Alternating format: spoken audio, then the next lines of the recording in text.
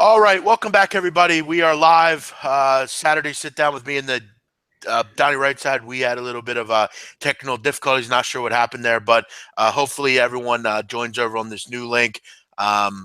Yeah, so Donnie, we went through a couple of the games here. Basically, the show, we're going to go over every game, guys, through the MLB card. Definitely kind of throws off your mojo a little bit, but we will press on here.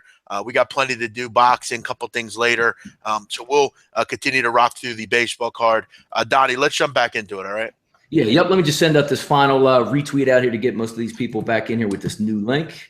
So we got here, new link. Let's go. All right.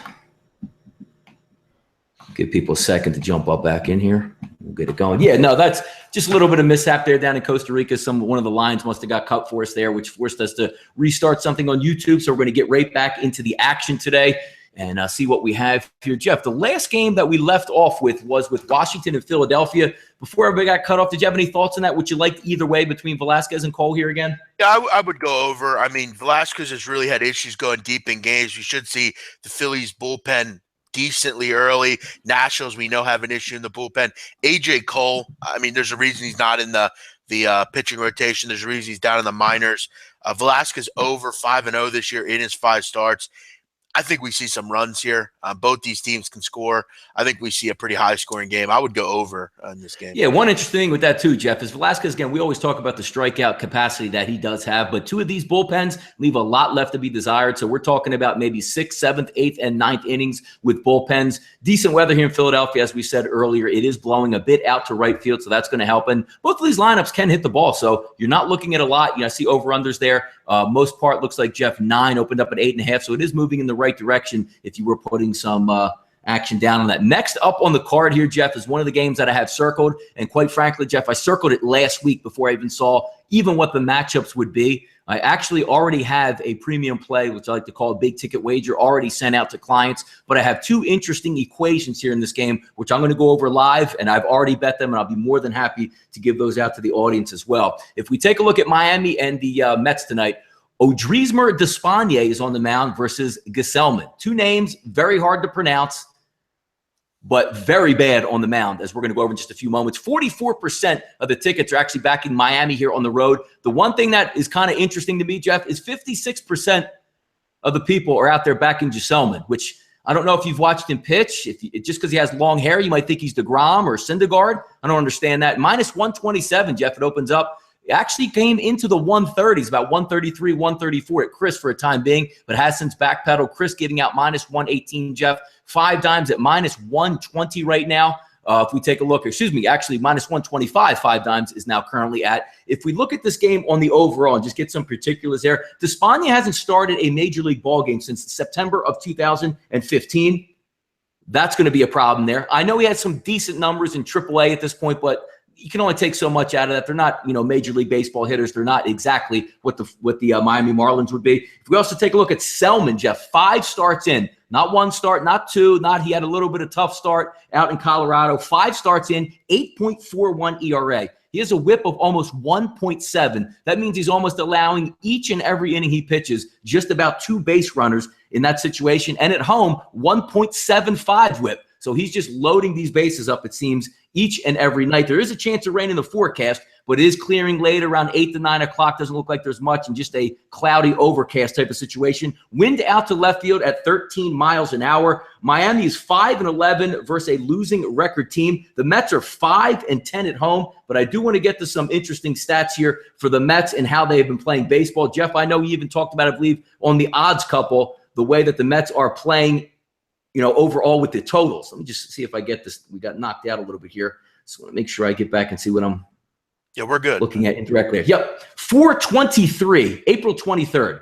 9 runs. That's when it started. The next game, 10 runs, 12 runs, 12 runs, 8 runs, 28 runs, 12 runs, 16 runs, 21 runs, 15 runs last night. That's going to set up nicely. I already played these two wagers today. That's the Miami Marlins team total over 4, -105, which was found on 5 dimes a little bit earlier this morning. If it stays at 4, pay a little bit of juice. If it's 110, 115, I think they're going to get to at least 5 runs tonight. And I also paid a little bit of juice on the first 5 innings, Jeff, going over the team total with the Florida Marlins of 2. And I paid double juice on that, which is -120. I watched Selman. I've watched him all year. He has nothing right now. The bullpen for the Mets is stretched. So if Selman's getting lit up the same way he was in Atlanta, they might just leave him out there and say, we have to get 6 innings from you, kid. Yeah, I mean, Selman is a mess. I mean, he's been a mess the whole year. I don't think it's going to get figured out. I think it's clear if they had a healthy pitching staff, Selman would have been gone a long time ago. But, yeah, I mean, they just have to go with it at this point. And if you're a Mets fan, look, it is what it is. They had a nice win last night, so maybe that will, motivate them a little bit here. They obviously haven't played well. We talked about the over streak, 9-0-1 to the over the last 10 games overall. So they've gone over. They haven't lost an over in 10 games. You mentioned the success they've had. Despaigne, I don't hate. I think he's an okay pitcher. He's not great. He's okay. He's had some decent outings in his career. I mean, he was decent in San Diego. I mean, you look at his first year in the major leagues, in 16 games, he had a 3.36 ERA with the Padres. He wasn't, though, particularly good in Baltimore in 2016. And, Miami, he's 3 innings last year, gave up 3 earned runs. So we really haven't seen him in some time. I wouldn't jump off the over train. I do kind of like the Marlins just because I like their lineup better. I'm getting plus money on them. But I actually have a play on this game in some retrospect. I'm not going to give it out, but the over trend is something that I would probably continue with. Yeah. Yeah, no, those 2 team total sides, which I gave out, which I spent a little bit of money on, I think they're very worth it. I also have a nice size wager on that game also. So we'll leave it at that. But that's one of the games that I circled. And as I said, again, I circled it last week after watching Selman literally run on fumes. Jeff, in that Atlanta Braves game, he could have gave up 12 runs in his first 5 innings. He was lucky to get out of that. So we'll see what happits tonight with that equation. Next up on the rotation, Hey, Jeff. Donnie. Yes, go ahead. I just quickly want to recap kind of some of the stuff we went over on the other show that got hit and we weren't able to continue. We mentioned Braves St. Louis. I kind of like St. Louis there just because the Braves pitching staff right now is a mess. And I do like Michael Leake this year, especially against the Braves. Tehran's been brutal. Pirates, Brewers, we both didn't really have much of a feel on. And then Nationals, Phillies, I think the over is worth the look there. But we appreciate everyone coming back. People are starting to get back in here. Hit the like button for us. We appreciate that. And I hope everyone enjoys the action today. We'll go over every game here. We also will get Andreas Hale on after the baseball breakdown to go over the fight tonight, which I got to tell you, Donnie, that's where I'm looking at tonight. I'm really that's where my head's at. I'm excited. Big fights are fun, man. You're right. Yeah, they are. Yeah. I just enjoy boxing, so I'm looking forward to it. We'll go over that. Love the soccer insight. Thank you, Kevin. Appreciate that. I'm trying here. So Mets Marlins. We both are going to look over here for sure.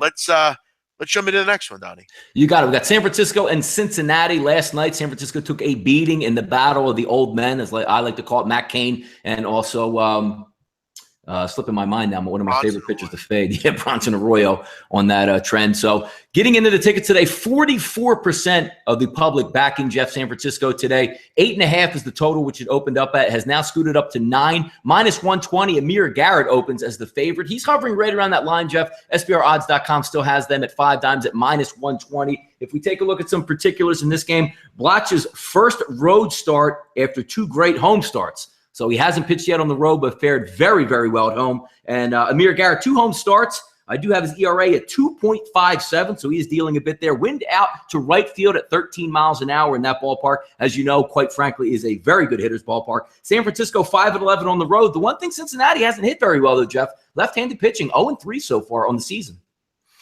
Yeah, and that's kind of, for me, I like this Block kid. I really Block think or Blatch? How am I getting that wrong?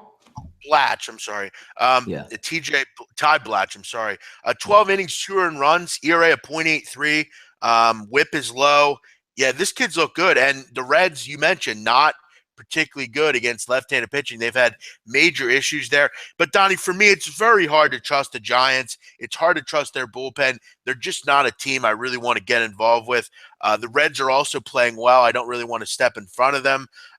As far as that's concerned, they won 5 of 7 and hitting .302. So for me, I have Blatch. I picked him up on my fantasy team, so I'm going to hope he pitches well today. But other than that, I really don't have too much in this game. So for me, I'll pass on this one. Yeah, don't have much on that game myself either, Jeff, so I haven't really taken too much time out there. 9-11, 9-12 in the rotation, 8:10 p.m. Eastern Standard Time. We're going to go out to Colorado, Arizona, and Colorado there. Corbin versus Anderson, 2 lefties on the mound. 50-50 ticket split early, Jeff, -106. Colorado opened basically as a pick 'em, but it has since bumped up to Pinnacle at -125. 5 Dimes actually showing a -126. Your normal Colorado totals are back 11.5 is what we're sitting at. Some of the particulars in this game, Jeff. Corbin through 6 games this year is a 2.55 ERA. He does have a 4.5 ERA away from home. Anderson, 2 home starts, 7.55 ERA. I know it's Coors Field, but you're still getting lit up if you're going to produce an ERA like that. The one thing I do look at Coors as well, Jeff, wind blowing out to left field today at 13 miles an hour. Both of these squads can rake. I did watch the finish of last night's game. It looked like it was going to be an easy win for Arizona. And here you come in the 9th inning, bases loaded, 6-2, nobody out. Fernando Rodney wiggles out of that one. So we'll see if we have another crazy calamity type of a game in Colorado. I don't have much on this game overall. And again, I always like to stay away from Coors Field at all costs. I don't see much value in the totals. I don't see much value in the home team because anything can happen in that huge ballpark and that light air environment. Jeff, anything on this one, boss? It comes down to me, Donnie, who can hit left-handed pitching. 2 lefties on the mound tonight. I actually like Corbin more than I like Anderson. Arizona also a better left-handed hitting team. So for me, I would probably look, if I had to play this, to the Arizona Diamondbacks in a plus money role. I like what I see here from them, and I think they're the better side here. But I don't have a particularly good feel. Donnie, what we're going to do, this is just a nutty day. Obviously, we're coming on a little late here. We're going to have to get our guest on now. I guess he has to come on now. So we're going to run with that, and we're going to fit that in now, I guess. Just kind of there's not much we can do. I guess he has to come on right now. Is that correct, Matt? I'm a little confused here with all this. So just bear with us here while we get some technical difficulties here wiggled out of. Matt, what are we doing here? All right, we'll keep going until he comes on there. Why don't we get over to the next game? Just take a look at it. Los Angeles Dodgers, San Diego Padres. Kershaw and Richard on the mound. 71% of the tickets backing Kershaw. Jeff, a road favorite of -285 in the division. I have my notes that I like to write down here. Some people can see on a couple games here. The one right here up top, that is the Dodgers game that I capped. And you know what it says? It says Kershaw, and that's all I capped it at. Well, Donnie, I actually have a decent interest in this game. Do you? Okay, there you go. I mean, you look at this total at 6, which we've talked about, 6.5. I mean, you have a guy in Richard who's a ground ball guy, he's a lefty. What do we know about the Dodgers, Donnie? They can't hit lefties. Can't hit lefties, yes. But you look at Kershaw, Donnie. This is astounding. You look at over his last just 3 starts against San Diego. 33 innings he's went. 1 earned run, 6 hits, 31 strikeouts, and 1 walk. That is utter domination. It's hard to be that good against one team. In his career, 30 starts against the Padres, a 2.08 ERA. Just over 2 ERA in 30 starts. Yeah, amazing. Jeff, you know what's an interesting thing about that game, too, even with Kershaw coming in? It's an 8:40 p.m. Eastern Standard Time start. That means 5:40 out there, so maybe some shadows are going to get involved. Boy, he's going to be hell on wheels out there on the mound. I like that. And the Padres are only hitting 208 at home as it is. Yeah. For me, I mean, you look at this team total for the Padres, 2 in the game, 1 in the first 5. You don't see 1 really ever. That's pretty amazing. I got to tell you, I mean, he's won 7, 7, and 9 against the Padres. I love the bullpen for the Dodgers. I honestly like the team total under 2 here. It's probably a push. It's very unlikely to come in, but I'll take a shot that Kershaw can go deep and give up nothing or 1 earned run. Yeah, interesting one with this a couple weeks back, Jeff, as you know. I actually had a team total under with San Diego with Madison Bumgarner. Madison Bumgarner gave up 2 runs over the first 2 innings and then shut it down completely the rest of the way. This team has, what I like to say, the Padres, shut down ability on their own at the plate. So you're right about that. If you get a pitcher that's cooking out there, he doesn't have to do very much. It's a big ball yard, and especially in the daytime as well, which you're talking about maybe some shadows in the twilight. The ball doesn't travel as well during the daylight hours as it does at night in San Diego. Another component that you might want to look at as well.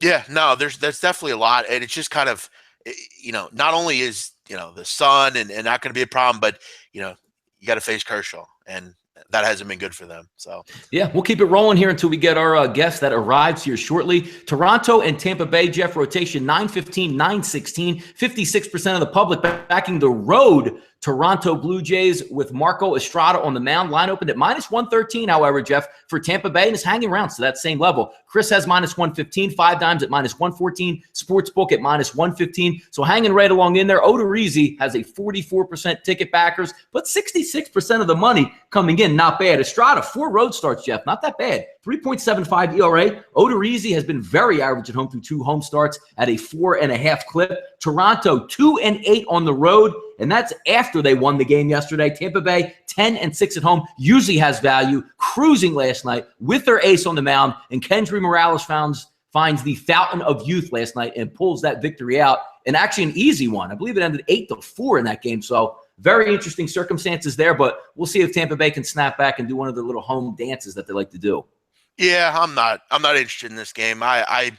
That will probably be the one and only time I backed the Tampa Bay Rays last night this year. They're just not a team I want to get into. Estrada's been pretty good. The Toronto Blue Jays have seemingly started to hit a little bit lately. This is a pass for me. Yeah, 4 o'clock start in that one. I have a little bit circled there. I'd like to see a little bit more tickets come in. And obviously, since we're live on the air, I can't really get through some starting lineups and check out some numbers of what we would like to look at. Next game up, Jeff. Earliest game of the day, 2:10 p.m. Eastern Standard Time. 9-17, 9-18. That's Boston and Minnesota. Porcello and Tepish on the mound. 79% of the tickets early coming in, Jeff, here on Boston. Line opened up at -133. Hasn't moved, though. Chris still sitting at -133. 5 dimes actually at -130. So it looks like there's some Minnesota backers out there because there's only 21% of the total tickets coming in for Minnesota. If we take a look at a couple particulars here, 2 road starts for Porcello. He's been great, Jeff. 2.08 ERA.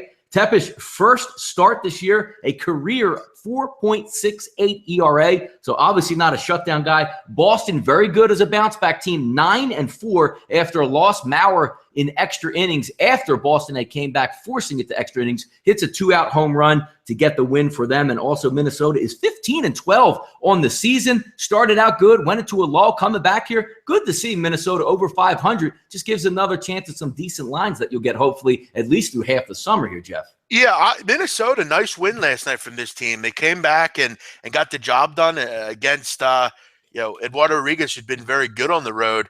Yeah, they're playing well, the Twins. I like their lineup. I just wish they had 1 or 2 more pitchers. But hey, nice outing last night from Phillip Hughes, which was a nice, nice to see for them. They couldn't even get him a win for that, Jeff. Held it down, could have got the win. They bullpen blows it for him. And Donnie, Boston's 4-7 on the road. I'm telling you, Donnie, Boston's not. They're not. It's hard to get. I know where you're going. Like that mindset of Boston mashes. I just have to get that, I guess, out of my head from here on out. It's not there. They don't have any power. Yeah, I don't know how else to say that. Their slugging numbers are down. They're just they don't have a ton of power. If Mookie Betts and Bogarts aren't hitting, they're just not a very good lineup. You look at the fact Porcello's been very good on the road, but you look at his last 4 starts, Donnie. Boston hasn't scored a run for him.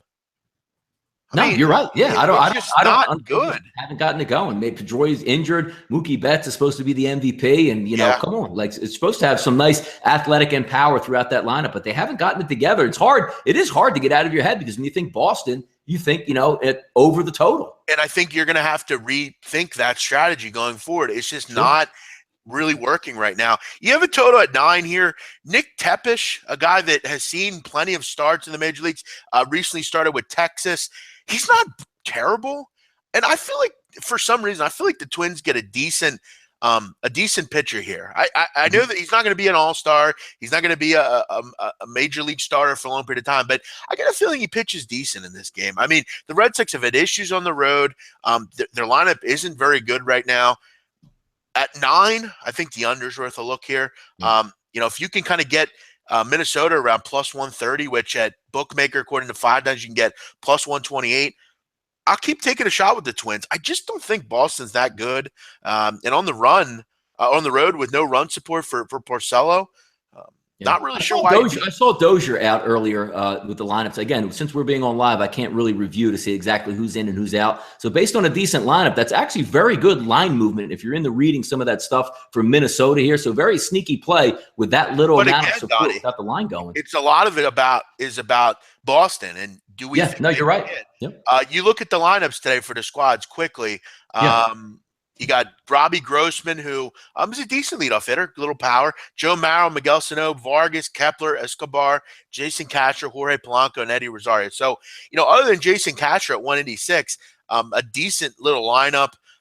Chris Young in the lineup today for the Boston Red Sox. So that's only that's extra for me. I love that. Yeah, Jeff, what's interesting in this also, Brian Gorman is the umpire today. And again, if you're into that stuff, we're looking at umpire information and we're saying like Boston can't score and keeping it down, Jeff, 168 and 170 overall. So really not a super over guy who's maybe going to, let some balls. He's going to look to keep the game moving here. Yeah, for me, quickly, I'm just going to say at this price against the Red Sox, they're on the road. Porcello gets no run support. I would go Twins here at this price. But, Donnie, we're going to take a little break from baseball. And little siesta. Yes, introduce our friend of SBR, Andreas Hale.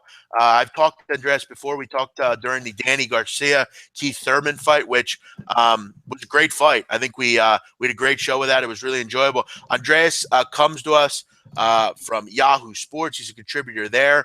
He has several podcasts, and he's the senior editor at Champions Fight. Andreas, how you doing, buddy? I'm doing all right. How you doing? Yeah, good to talk to you again, man. Just quickly, we got a ton of people watching right now. Just give the listeners a little background of what you do and where you're from, man. Yeah, I've been covering combat sports for the past decade. I started entertainment journalism, but right now, you mentioned it, Yahoo Sports, Ring Magazine, BoxingScene.com. I'm the senior editor at Champions.co, which is a new combat sports website. Been around for about a year. I'm pretty much everywhere when it comes to boxing and MMA and pro wrestling. I've been doing this for a while. Yeah, you're a great follow, and if you don't follow Andreas, get him in, get a follow under him. He really during the fight, great. I know you were live tweeting Klitschko, Anthony Joshua last week. And Andreas, before we get into everything, I know you're an entertainment guy. You kind of dabble in pretty much everything. I have to ask you, if someone handed you $500 right now, would you purchase the Lonzo Ball sneakers?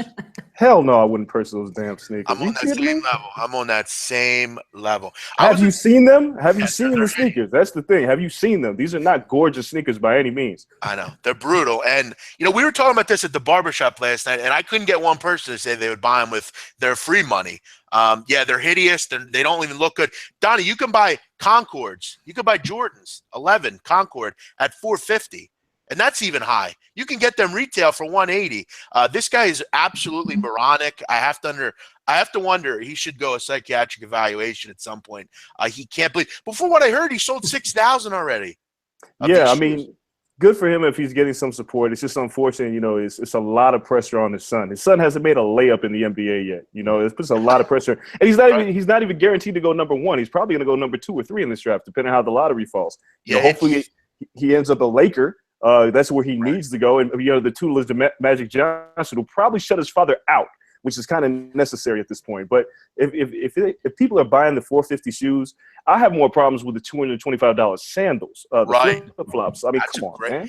I can buy Balenciagas for like $300 probably.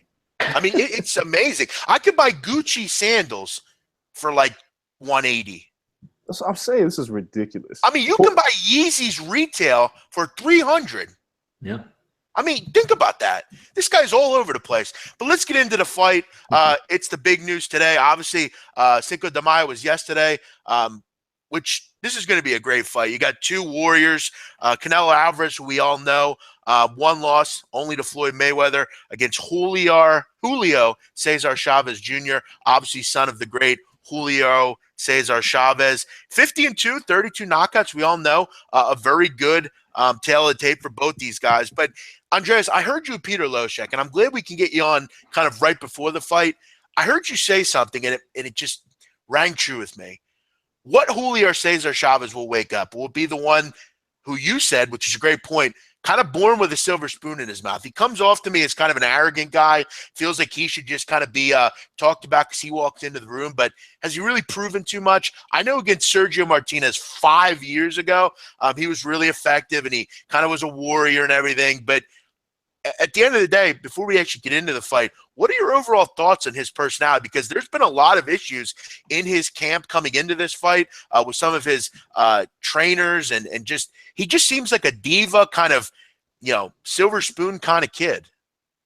Yeah, I've been covering Chavez Jr. for a long time, and I never thought he was a great fighter, and not because of the talent that he possessed. I just never thought he lived up to his potential. He's always been a guy who doesn't train hard. He's always been a guy who hasn't been focused, and I think part of that is to diffuse the pressure that his father's name puts on him. Sure. I feel like if he skates by, that he can kind of say, well, I didn't have to live up to those expectations. And now he's put in a situation where he's fighting for the pride of Mexico. A lot of people thought he wasn't going to make weight, 164.5. He was a half a pound under yesterday, which I really think that he's focused, but I still don't know what Chavez Jr. shows up in the ring. There's two things that he was born with, and that's power and a granite chin, but you're not born with heart. So the question is, how is he going to deal with adversity? Because we know what Canelo's bringing to the ring tonight. We just really have no idea what to expect out of Chavez Jr. Yeah, and we know Canelo is obviously not as big as Julio Cesar Chavez. He's obviously a bigger fighter, but I think we can all well agree. Obviously, Canelo has the better tail of the tape per se. He's obviously seen a lot more. He's definitely, we all know, lethal to the body, a brilliant fighter, just quick. And one thing about Chavez is he's a big guy. He's not really that fast. He's actually pretty slow, to be honest. I look at this fight and I say to myself, who's the hungrier fighter? Could Chavez kind of put on an act and act like he's all about this fight? And he might very well be, but at the end of the day, I just think Canelo is just a much better fighter. He's a brilliant body puncher. I think he's going to manipulate Chavez in the ring. I think Chavez thinks he can come into this fight and kind of just walk around because he is who he is and he's the son of who he is. But overall, it's been a messy training camp. I think he's going to get tagged early. I think Canelo is just going to continuously chip away, win rounds. I just don't think Cesar Chavez is on the same level. I look at his, his last couple fights. He pretty much quit against Andre Fanfara. Canelo, to me, at this price, I know it's a catch weight. I know that's going to be kind of interesting, and I know Chavez is a bigger fighter, but Canelo is just an animal, a beast. And I think, like you said, this is all for Mexico. I think Canelo is the true native son of Mexico. I think he's going to be truly fighting for Mexico in this spot. For me, I'm going to go Canelo win by KO, TKO, or DQ at plus 114. I think he tags Chavez in the late rounds, and we laugh as Chavez Jr. flies off into the sunset underneath his father's shadow. Any opinion on the actual fight itself, Andreas? Well, I think it's interesting because the fight is going to be however Canelo wants to fight. Chavez has one way to win, and that's by knockout. He's never going to win a decision against Canelo Alvarez. Now, the question is, does Cinco de Mayo, does the Mexican contingency that's going to be crowding this arena tonight, does it force him to make mistakes? Does Canelo doesn't make a lot of them, but does he go into a firefight to show his guts for the Mexican fans?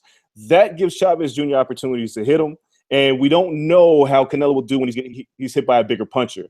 The reality is Canelo's a pretty big guy, and he's fought a lot of little guys throughout his career. Josecito Lopez, Amir Khan, everybody he's pretty much fought, he's had a distinct size advantage against when he blows up after the fight. After the weigh-ins, he gains about 20 pounds. He won't have that advantage here. However, he should be able to box circles around him. He's probably one of the smartest Mexican fighters we've seen, and I say that in the terms of technical skill. When you look at Juan Manuel Marquez, who fought brilliantly, he understood timing and counterpunching. Canelo's on that same level, but does he get sucked into a firefight? That's the only way Chavez wins this fight. I think Canelo fights smart, and I hope he doesn't get sucked into one because that gives Chavez the opportunity to hit him and hurt him. But if Canelo fights that fight, the crowd is going to boo. So there's a lot of factors going into this fight. But I think Canelo's going to win by decision. He may stop him late. That's a very strong possibility. But I don't think he's going to give Chavez a lot of opportunities. And the interesting thing was yesterday at the weigh-ins, Chavez had way more supporters than Canelo. That name carries a lot of legacy behind it, and fans are going to really be rooting for Chavez tonight. So they're going to want to see blood, and they're going to want to see a great fight. It's up to Canelo whether he's going to win this easily or he's going to make this very interesting like Sergio Martinez did in the 12th round of their fight, and he ended up getting clipped and nearly knocked out. Andreas, quick question for you here on the weights. I know it's very interesting in boxing with the weight classes that they have. I know that Canelo is coming up in weight, and obviously Chavez is coming down. Being from a fighting perspective, when you're getting ready for the fight, going through your training camps, who probably would have the harder time? Is the guy cutting weight, or is the guy trying to gain strength and not maybe used to fighting at a higher weight in this time? Well, in this particular fight, it's a guy cutting weight. You look at Canelo, he's 26 years old. He's a guy who can cut weight and blow up the next night because the metabolism is very high. Chavez is 31. And he hasn't fought at 164 in years. He's always had trouble making weight. And if you look at him on the scale, he didn't look bad yesterday, but he can't hydrate too much. He's going to be even slower than he already is. So in this particular case, Canelo's going to have the advantage. He may be outweighed by 5 or 10 pounds on fight night, but that's not going to be that big of a deal because Canelo, if you looked at him yesterday, he was strong and he's sturdy guy. So usually it's the guy coming down who's draining himself for the fight. Gotcha. Also, with taking a look at this fight, I know, from Mexican heritage, it's, an inner struggle, maybe household to household, who they're going to pick in this fight. These two generally don't like each other. Does that add something extra to the fight where maybe motivation on one side or the other? Because I know sometimes with the pay-per-views, the promotion, you try to act like you don't really like the other guy, but these two look like they genuinely don't like each other. That is legitimate, and it adds a lot to it, and that's why I'm curious how Canelo approaches this fight. Usually he doesn't let opponents get into his head, and he fights the same fight, which is he's very offensive-minded, he's very quick on his feet, throws punches and bunches. But that's why I question, with the bad blood, does Canelo have something to prove and put himself in at risk by exchanging punches with Chavez, who is a known hard puncher, and he hits well to the body? So the pride, the anger, the frustration, the tension is thick in this fight, and will it translate in the ring? I think that in some instances the answer is yes, but again, it's all going to be dictated on how Canelo wants to fight this fight. Chavez, there's nothing he can do to control the pace of this fight. I think you make a great point. I mean, I gotta say, I just don't ever see Canelo ever getting knocked out. It just seems like something that will never happen to me. I would agree. I don't think if this goes to a decision, I mean, other than obviously, several knockdowns, I don't think Chavez can win this fight. I think he's going to have to knock him out, and I just don't see that happening. Obviously, from a money line perspective, it's hard to get involved with this fight, but look to 5 dimes, look to some other books for actual props. You're going to go, Andres, by decision. You don't think Canelo is going to take that fiery Mexican attitude in front of the Mexican supporters and say, you know what, I'm going to put this guy in his place. He's born with a silver spoon in his mouth. I'm the real warrior. I'm the real face of boxing. I'm boxing's biggest ticket right now. Chavez just, I think you made a great point. He just never lived up to his ability. And I think he can't stand this kid. I think he doesn't. It's kind of the same way I feel about certain cappers. I don't know if they put in the time, and as we feel with a lot of things. You ever see that guy that maybe you don't think deserves to be where he is? I think that's Chavez, and I think Canelo Alvarez will use that and just outbox him, outpunch him, and knock his ass out, to be honest. Yeah, I mean, it's possible. Late stoppage is possible. But I think, if it's going to be late, it's going to be after 9 rounds. But I think Canelo's going to fight smart. And I think we're going to see a motivated Chavez. The fact that he did come in at half a pound under makes me think that he's taking this fight serious. I don't think he's going to quit like he did against Fonfara. And his only other loss was to Sergio Martinez. Granted, I've been to a few fights with Chavez. I thought he lost and he got gift decisions, but it is what it is. But the fact of the matter is, I would hedge my bet. I believe I saw it was like 10-1 for Chavez inside the distance. So I'd hedge my bet. I put a few dollars on Chavez to stop him, just as a flyer. But I take Canelo by either late stoppage or decision, and I'm leaning heavily towards the decision in a great fight. Interesting quote here quickly, just because I think it kind of rings out here. Chavez was obviously asked about his relationship with Canelo Alvarez, saying that it's not good. Chavez's response was, the answer is, I don't know specifically why he doesn't like me or this animosity exists. Maybe because I'm the son of Julio Cesar Chavez. I don't know. That could be one of the reasons. So I don't know. Look, if I was in this position, I would that would piss me off personally. He doesn't even address his boxing acumen. He just says, I'm the son of this guy. I don't know. It'll be a great fight nonetheless. Should be 2 warriors going into the ring, and I think this will honestly be a really good fight. Obviously, it's going to be hard, but last week we obviously saw a great free fight. I know pay-per-view it's tough for a lot of people anymore, but this should live up to the billing. And I know, Andreas, you're going to be along the way the whole time. Give Andreas a follow at Andreas Hale. We'll throw that into the live chat. Andreas, what do you have going on over at your various media websites? Just covering fights. I'll be at the fight tonight. Obviously, I'm gonna get ready to head down there in a few hours. It's Kentucky Derby, so I go make some bets on that too. But yeah, covering boxing, MMA. UFC 211 is coming up next week, so I'll be covering that. So you'll see my preview pieces there. I'm like you said, I'm all over the place, so I stay busy and I stay on top of this combat sports world. Yeah, well, I definitely want to get you on here for Kell Brook, Earl Spence coming up here in a couple weeks. We've got a lot going on, so obviously it's fight season. I'm sure we'll talk to you. Before we let you go, Andres, you mentioned Kentucky Derby. Are you a horse guy, or you just like to play it? I just like to play it. It's something that our family just kind of goes and I haven't even looked at the sheets this week. I'm looking at them for the first time today, and it's because of my wife. My wife really wants to go bet, so I was like, all right, let me go down and take a look. So I'm not really a horse guy. I'll show up with. It's weird. The women in my family love horse racing. So and the sports book's down the street from my house, so we'll just pop in and I've learned how to read the sheets over the years, and I'll make my bets the day of, like I always do. You're a great guy, Andres. I got to ask you really quick before we go. The picture over your, I guess it would be your right shoulder. What is that? It's kind of a little. It looks interesting. What is that? It's me and my wife. It's with some photography that we had taken a few years, when we got married 10 years ago. So, yep, just got that and got it framed on the wall. I love it, man. Follow Andreas Hale.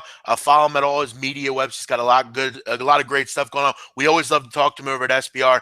He likes Canelo Alvarez by decision. Andreas, as always, appreciate it. We'll talk to you again real soon. Fantastic. Thanks, buddy. All right. See you guys later. Thank you, sir. Yeah, I mean, obviously, I think it was clear, Donnie. I mean, look, is Chavez a good fighter? Yes. I mean, has he proven himself? Yes. But I look at his recent history. I look at his fight history, and I'm just not too impressed. I think he's one of those people that has obviously been very lucky in his life. And I mean, I can say this. I'm not on obviously that same level, but I know throughout my whole life, Donnie. Yeah. I was in college when I was doing things and doing that. I remember it always came, your dad just let you have a job and this and that. And I was always in the shadow of that because my dad has a business and blah, blah, blah, blah, blah. And I think that's a lot of people that have fathers that might be doing something well or whatever. But I just think Canelo's the better fighter here. We'll see how it goes. One is he coming in, Jeff? What's his odds at this point? Like money line odds? Yeah, yep. I have to look. I haven't checked it. I thought he was around 2-1. Anybody else there on the chat box know what that line is at? The line's definitely dropped. I mean, he was at -800 at one point. Jesus Christ. Alvarez. So the lines have definitely dropped.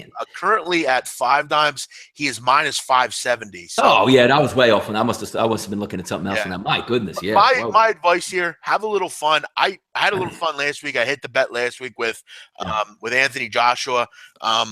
And I'm going to go here with me official play. I'm going to go Canelo wins by KO, TKO, or DQ at +114. I think I could see him just tagging Chavez. Chavez goes down and just kind of says, you know what, this guy's just a better fighter. We'll see. We'll have fun with it. But let's get back into baseball, Donnie. We'll pick up where we left off. As always, thank you to Andreas for coming on. That was great. Yeah, we'll definitely. Now that I know he's also a UFC guy as well. Yeah, there's a lot of people that like that. Is also all that type of angles. He's very well spoken. Got his point across great. And you could tell he knows his stuff. To me, he's one of the best fight guys in the business. I mean, he knows a ton. I'm glad we had him. He actually goes to these fights. Just really educated guy, and he's a cultural guy. I mean, he talks about a lot of different things. So I'm assuming he's from Las Vegas, that area. Is that correct, Jeff? I believe he lives in Las Vegas. Yes. Yeah, if he's going to the fight, got to be somewhere around. Yep. He gave us his opinion. He would not drop $500 if he was giving it for free on our buddy LeVar Ball BBB, baby.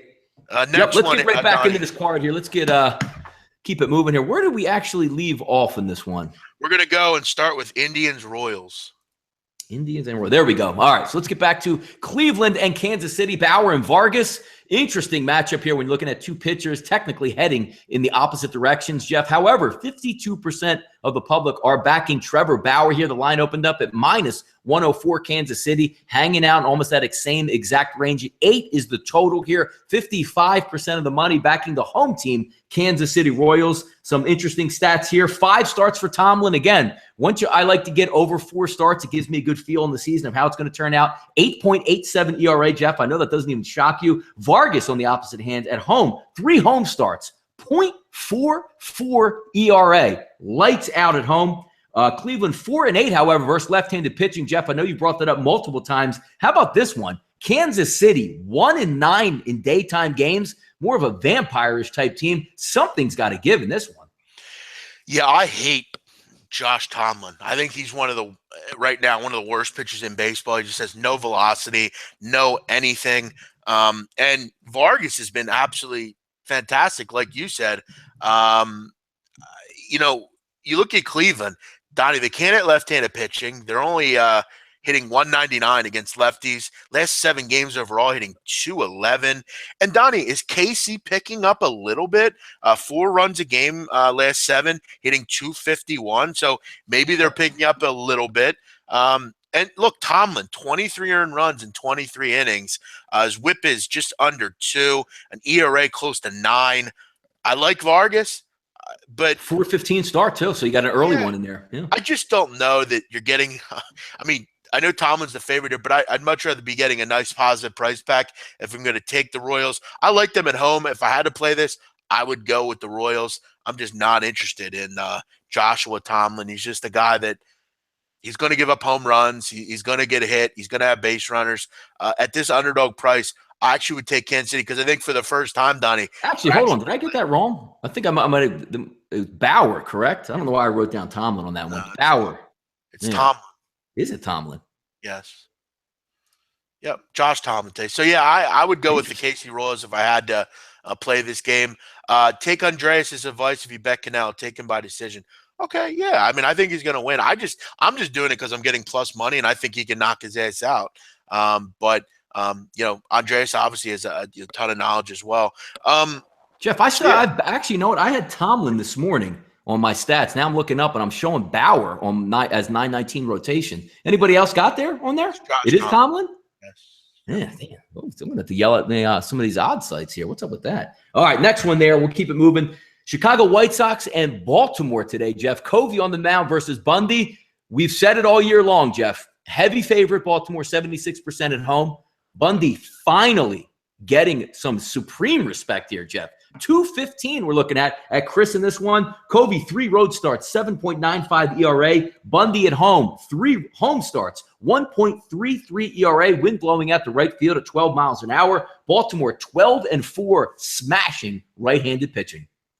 Yeah, quickly, Bauer's not correct. It might be a typo. It's definitely Tomlin. Let me check some updated even from the books there. Go ahead, Jeff. As far as this game, I don't have much in this. This is actually a premium play for me in this game, so I'm going to stay away from it. But Donnie, my premium plays, I went 1-1 last night, hit 1 and lost with the Rays. So we need to get back on the horse today. I have 2 plays. This is definitely one of them. So I'll let you have some fun with this one. No, I don't really have too much on this one. If you're looking at Baltimore, again, it's one of those games which we say out there. Jeff would say, if you want to put this in a parlay, if you think it's going to be an easy winner to try to limit some odds for another game, I get all that. But laying minus 200 at home, I'm not interested in that. And the Chicago White Sox, Jeff, what is their enemy that you don't want to see them go against is a lefty. So something has to give here because they're supposed to be able to hit Dylan Bundy, who's a right-handed pitcher. But again, road team, that type of favorite, I'm not into it. They're supposed to hit a lefty. They don't hit righties well. I'm sorry about that. Exactly. I got that backwards in that one. Last night, talk about that game last night for the people out there, Jeff. When you come in to captain a ball game, you like exactly what you get. A couple line. What's the odds? 2 line drives off the pitcher in the first inning to knock him out. You might as well get hit by lightning in that one.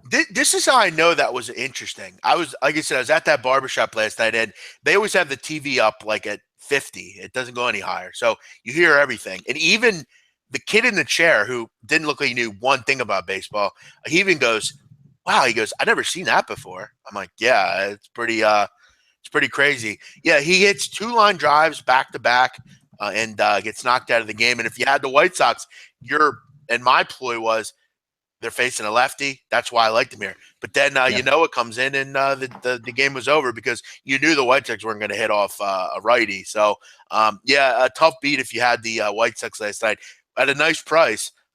It was definitely something that was hard to swallow. The fight is not outside. It's at T-Mobile Arena, home of the Las Vegas Knights of the NHL. So no Should be a good atmosphere, though. They could pack in like 18K in that one, not like you're over at the MGM Yeah, where you have, like 10 grand or something. I'm a huge fan of not only when English fighters fight, but when Mexican fighters fight. It's always a great atmosphere inside the remember arena. Ricky Hatton used to come over to Vegas? My goodness, you might have thought he was fighting in Britain. Amazing. It was so great. I mean, they would chant and everything. And I still remember one of the most savage things I've ever seen in boxing was when Floyd Mayweather Jr. fought Oscar De La Hoya, and he came out with the Mexican sombrero on. That was one of the most savage things I've ever seen. And then beat his ass. And just knocked him out, and he ended his career. That's what Floyd Mayweather does. He ends careers. Ricky Hatton was never the same person, fighter in general, after fighting Floyd Mayweather. Ricky Hatton's now a massively overweight, a drug addict, from what I understand. It's crazy. He ends careers, but it should be a great fight tonight. I'm really looking forward to it. Look, guys, you bet $100 a game, most of you, but probably more than that. Is it that big a deal? Find the fight. It's out there. Make sure you watch it tonight. No, it should be a good one there. Detroit and Oakland next up on the radar. Zimmerman versus Hahn, 60% of the tickets backing the road dog here. Opened up at -120, Jeff. Spiked up to -137 currently. Some particulars on this game. Zimmerman's only had one road start, and he got annihilated. 6 innings pitched, 5 earned runs, and 10 hits. Hahn, 4 starts, 2.08 ERA, keeping Oakland in the ballgame here. I don't have very much on this outside of taking a look at the numbers. It's leaning for me towards a play on Oakland, just the way the line is running, but haven't seen any, ingredients, as I would like to say, going into this one with starting lineups, how they match up against each other. Not a big fan of Zimmerman since he came over from Washington to Detroit, and looks like the line is telling you that more of the sharp money, quote unquote, is actually on Oakland at this point. But can you trust Oakland here in this spot, Jeff? I don't really ever trust Oakland. I don't like their lineup, which I've said time and time again. The thing here is, though, I mean, and it's funny, Donnie, you didn't mention your boy Triggs, who got crushed last night. You didn't mention anything about that. I find that funny. Who, Triggs? Yeah, we don't want to. We're not going to cross promote Triggs when he's not doing well, Jeff. Come on. Okay, so you're like a capper that deletes losses. You don't want to. It was a lot of hits up the middle. It was a lot of beating the shift, and I don't even blame Triggs on that, man. Right, hard hit balls just got away from him. I got you. He got bat-bipped to death, Jeff. Right. His waba wasn't any good. I don't even know what that means. Oakland. Yeah, their lineup's not very good. I've said that. I think they have the worst lineup in the American League, personally. But, yeah, I mean, Zimmerman, a guy that has really struggled. Jordan Zimmerman's kind of been a tough figure, man. He's had decent years, but then he's like just really bad. Hahn I like. I like Hahn, but I just really don't like anything else about this game.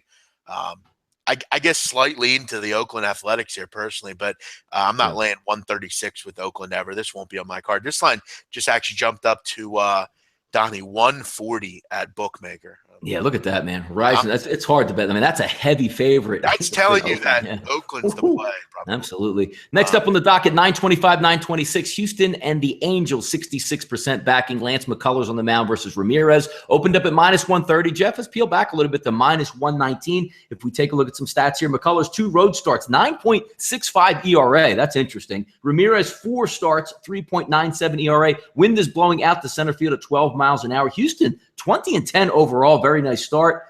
LAA 9-5 at home. So something's going to give here in this one. Yeah, McCullers, though, Donnie, I mean, has really had some issues on the road. I know it's only been 2 starts, but an ERA just south of 10. And look, McCullers is a really good pitcher, so I'm not really too worried about that. But, the Angels have been a pretty decent lineup. Had the lead last night, but Houston kind of just shit on them like normal. Houston has won 4 of 5 against the Angels this year. Look, they're scoring runs right now. They're not a team I want to jump in front of, but Ramirez did have 1 start in LAA. He was very good. I think that was, though, against the Athletics, so not exactly something that gives me too much hope. But McCullers, you hope he'll get straight on the road here. And I think they're almost baiting you into taking the Astros. So for me, this line kind of smells to me. I'll pass. Yeah, by the way, Jeff, on this one, interesting. Taking a look, going back, LAA, Los Angeles Angels of Anaheim. I still can't say it the right way, and it trips me up damn near every time I say it. Can we just go back to the LA Angels? Was it that hard? Yeah, no, I agree. I mean, I would prefer they just go back to the Anaheim Angels. I mean, Yeah, just I mean, keep keep it like the that. big A, man. We play in the big A, Anaheim, exactly. By the way, really good movie when I was younger, Angels in the Outfield. I don't know if anyone's ever seen that. One of my favorite movies when I was younger. By the way, Don, I want to address this. Apologize for my disheveled appearance today. Not that I ever look that good, but my alarm didn't go off until like 11:55, so I kind of had to go through this card pretty quick and didn't get a chance to take a shower. So my apologies for the disheveled look. What do you guys think of the over on the Houston Angels game? Yeah, I mean, I think we'll see some runs here. Both these teams have an ability to score runs. 7.5 does look low. I guess they're just hoping that McCullers is going to come out here and kind of get it turned around. Ramirez is a guy also that has struggled. So, I don't know. Yeah, I don't love it. Let's get to the next one. Yeah, let's go over Texas and Seattle. Perez and DeJong on the mound, Jeff. I mean, this is going to be an interesting one to cap here. Opened up, looks like 57% of the tickets currently coming in with Texas here. Line opened up as DeJong a favorite, -113, peeled back to about -105 on Chris if you check SBRodds.com. Two road starts for Perez here, 5.19 ERA, but a whip that's close to two. Excuse me. A whip that's close to 2, I believe. I might have wrote that down wrong. DeJong, one start, got crushed. Seattle 3-3 versus left-handed pitching. This is going to be an interesting one. Yeah, DeJong and Donnie. I know you have to jump off here, so I'm gonna kind of finish it up, and I'll just say mute your mic, and I'll cut it off. Matt will help us on the other side there, I guess. So let's do you want to jump off now, buddy? Yeah, no, I'll jump off right now. Thanks for tuning in, guys. We tipped over 100 again, live listeners. Jeff's going to carry this one out, close it down. The one thing, Jeff, keep beating down for me on them. Team total over Marlins 4, team total over Marlins first 5, over 2. Those are my 2 plays that I'm going to give out there. Good luck, Jeff. I'll be in touch with you later. As always, folks out there on SBR, have a good one, and Jeff will take it the rest of the way, folks. Sounds good, Donnie. Thank you. Donnie Rightside has to jump off, so I'm going to take it here for the rest. As far as DeJong here, I mean, you look at his one start, 2 2/3, give up 6 earned runs and 9 hits against the Cleveland Indians. Will this be a cure for the Texas Rangers, who have really struggled? I'm not sure. But for me, I kind of like the over. I mean, Martin Perez has had some issues this year, guys. We all know that. You look at a total of 8.5. Seattle's been an over team lately. Is DeJong a guy that can pitch in the major leagues? I mean, it's only been one start, but it wasn't very good. Texas, a team that has had trouble hitting, we all know, but I feel like they get it straightened out here tonight. I think Seattle at home, obviously a good offensive squad. Over 8.5 looks decent here. I will recap kind of anything that I'm looking at here late. Final game, you get the Yankees Cubs. Brett Anderson has really not looked good in Wrigley. You look at his last outing against the Philadelphia Phillies. He gave up 7 runs over 2 innings. Just got really jumped on. Against the Milwaukee Brewers, he gave up 6 runs a couple weeks ago. So 13 earned runs he's given up in 3 outings at home. Just not very good. And the Yankees, I mean, do we really want to step in front of them right now? I mean, who wants to get in front of this team? They just seem like destined to win every game. You know, they hit 322 over the last 7 games. You look at yesterday, just one of those things, just Yankee baseball right now. They're hitting 280 on the road. I'm not going to step in front of them. Montgomery today, sure, concerning. Young pitcher, first time in Wrigley, low porch. At 7.5, I think we do see some runs here, maybe a little bit different than yesterday, but I'm not in love with this game. All I'll say is it's hard for me to jump in front of the Cubs right now, or in front of the Yankees right now, even against the Cubs. So for me, it's probably going to be just a pass, but I will root in as a fan. Obviously, we know I'm a Yankee fan. For me, 2 premium plays today. I have 2 games. I'm involved in the Mets, Marlins, and the Orioles, White Sox. Kind of a tough year to start the premium plays. I've been very selective on what I've been playing, but it's only going to heat up. Summer, we get June, July, August. It's going to be a fun time here at SBRforum.com. As always, please subscribe, hit the like button. Odds Couple fan, I'm aware. I guess you're just trying to troll me here. Thanks. I appreciate that. But yeah, soccer's probably going to be pretty tough today. But as always, we're betters. We forgive and forget. We got to keep moving on. It's part of the game. So subscribe, like the show. Again, we appreciate everyone's continued support and coming on after the technical difficulties to start out the show. We had Andreas come on. He ripped it with the fight preview. Looking forward to that fight tonight. As far as the NBA, you got Jazz Warriors tonight, prime time. Look, I mean, why step in front of the Warriors? I mean, they're going to be a public side here, but I think like Cleveland, I think the general consensus is, maybe Utah at home here can come out and give a heralded effort at home, kind of like Toronto. But at the end of the day, I think we all just have to recognize probably that Golden State's probably not going to lose a game in these playoffs. They're just that much better than everyone else. You're not going to make money stepping in front of them. Although against the spread, you look at the Jazz have covered both. So kind of some backdoors, we could say. A weird foul, which I know the sports bit guys talked about, a weird foul by Draymond Green there at the end in the last game definitely was kind of interesting. But, now you have a line of 6. You don't have a line of 13 or 13 and a half. So for me, do I have a play? No. I would say I think the Warriors will get the job done. I just don't really want to step in front of the Warriors. So, yeah. So for me, I'll pass on that one. Again, we appreciate everyone. As far as for me in baseball, from a way of free plays, I think Kershaw absolutely shuts down the San Diego Padres tonight. But you have to remember, a team total of 2, one swing of the bat, you're on the outside looking in. I do like that Phillies Nationals over. I think we see some runs in that game. Donnie, I think, was dead on the money with the Marlins. They should have a big day today. Both those teams should be able to hit. Take a look maybe at the Twins. This Red Sox team is not good right now on the road, and Porcello has just got no run support.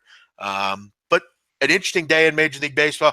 I have nothing on the Kentucky Derby. I'm not a horse bettor. I don't claim to be a horse bettor. Will I throw in a play on a favorite? Sure. Maybe try to win a little bit of money on it. Throw in a $50 bet on a 4-1 horse, try to win 200. I don't play exactas or superfectas or anything like that. I would urge you, find someone that's good at that and maybe go with their bets. I'm not going to try to talk about something I just don't know about. So I wish you all luck in whatever you do today, whether it's MLB, NHL, Kentucky Derby, NBA, boxing, whatever. Enjoy the day in sports.